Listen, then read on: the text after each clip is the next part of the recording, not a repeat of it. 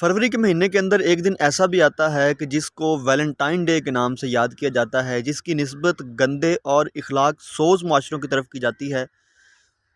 اور یہ جو ڈے ہے وہ آہستہ آہستہ مسلمانوں کے اندر بھی آنا شروع ہو گیا ہے۔ اب یہ ویلنٹائن کیا تھا اور کیا چیز تھی؟ ویلنٹائن نامی ایک شخص تھا جس کا پورا نام سینٹ ویلنٹائن تھا، اور یہ عقیدے کا عیسائی تھا اور قیدی تھا۔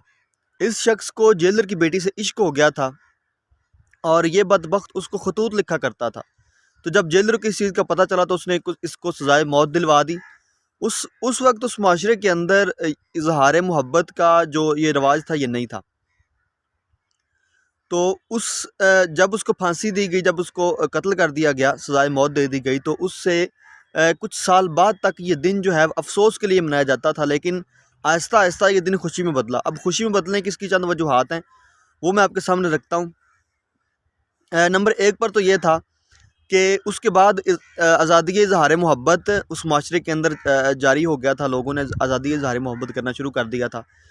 لوگ اس کو کچھ اس طرح سے یاد کرتے تھے کہ وہ پہلا شخص تھا، یعنی کہ ویلنٹائن، سینٹ ویلنٹائن کے پہلا عاشق تھا کہ جو محبت کی نظر ہو گیا۔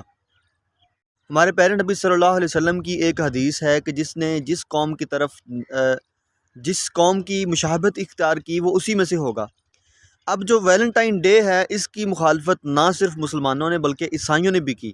ایک عیسائی پادری کی کچھ روایات میں یہ بات آتی ہے کہ اس کو جب پتہ چلا کہ ویلنٹائن ڈے کا جو کارڈز ہیں اور جو پھول ہیں وہ مارکیٹ کے اندر ایک دکان کے اندر فروخت ہو رہے ہیں، تو اس نے کیا کیا کہ اس دکان کو نظر آتش کروا دیا گیا۔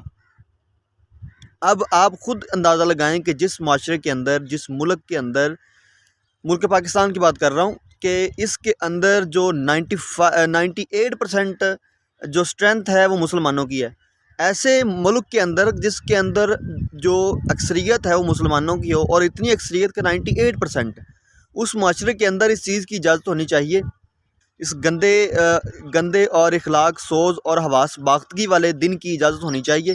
اس چیز کا اندازہ آپ خود لگائیں۔